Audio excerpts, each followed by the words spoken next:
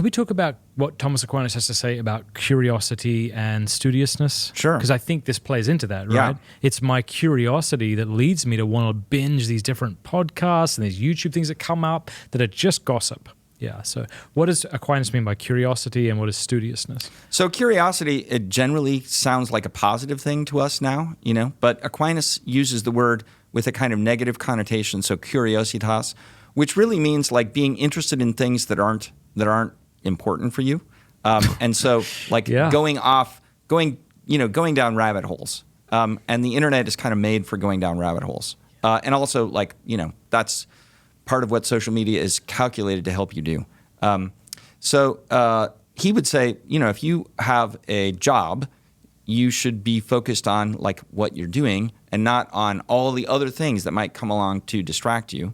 Distraction maybe would be a better way to put it for Aquinas. Like curiositas is like a voluntarily like entering into the distraction. So when you say, yeah, okay, I know I'm supposed to be doing my homework right now, but I'm going to now spend an hour watching, I don't know, cat videos. That's maybe the more benign thing that you could do, and that's not helping you. Okay, if you do it once and you're like, okay, I gotta refocus.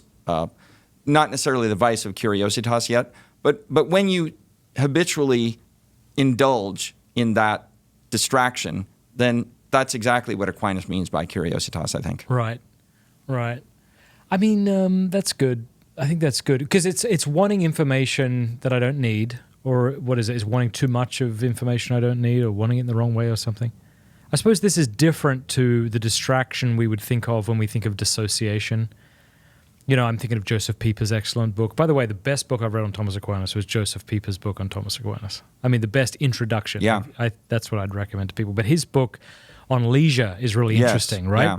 Leisure is that which recreates us. I don't know if he uses the phrase, but dissociation would seem to be the counter to that, where we engage in distracting activity to kind of, in a way, distance ourselves from ourselves. It seems to me to kind of fragment the interior life so I don't have to be present to me or my surroundings.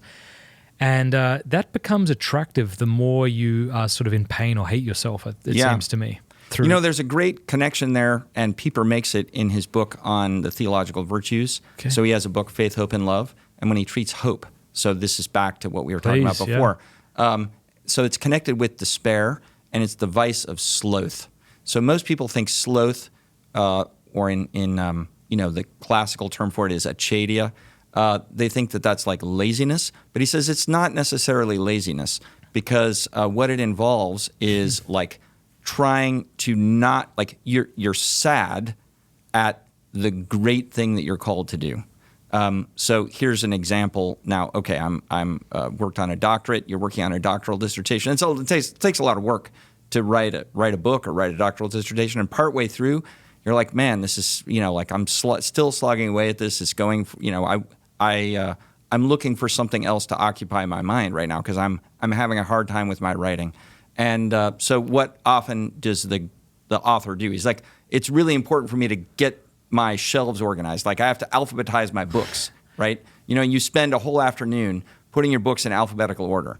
Okay, not a bad thing to do of itself, but is it what you're supposed to be doing? No, not at all. And that's like sloth is built into that because you're finding the great task difficult, and so you're fleeing from it, and that can take the form of lots of other kinds of activity.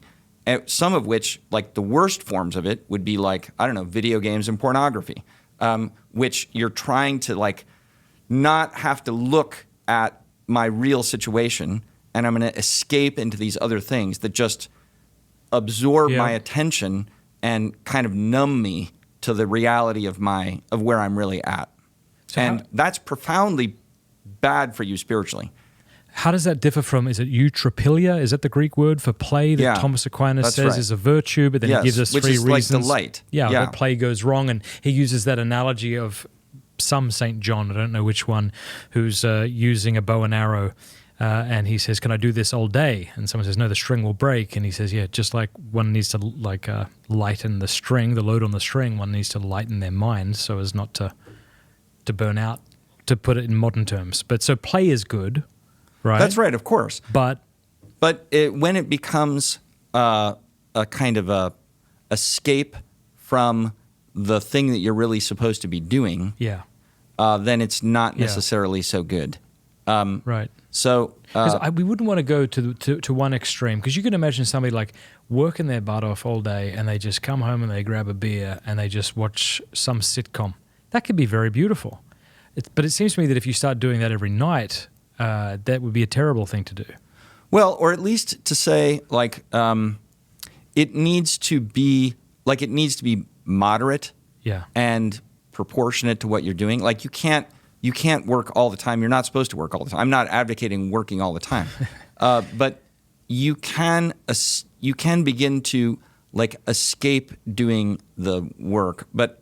Now think about it in terms of your spiritual, like the work you need to do in your spiritual life. Yeah. You can escape the work you need to do in your spiritual life by fleeing into busyness. Yes. You're like, oh, I'm so busy, I don't have time to like do my prayer, or I don't have time to go to church, or I don't have time to do these other things.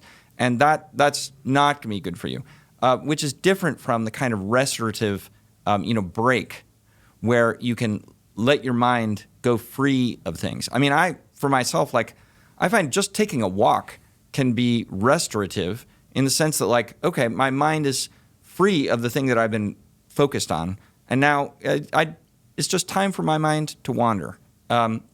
Somebody taught me, I've only done it a few times, but took me fly fishing, and I absolutely loved it because you have to, like, pay attention to what you're doing, but you're in a beautiful natural environment, like on the shore of a stream, and you're like rhythmically trying to like cast this fly into the stream, and it's just enough focus that you can feel very, very relaxed.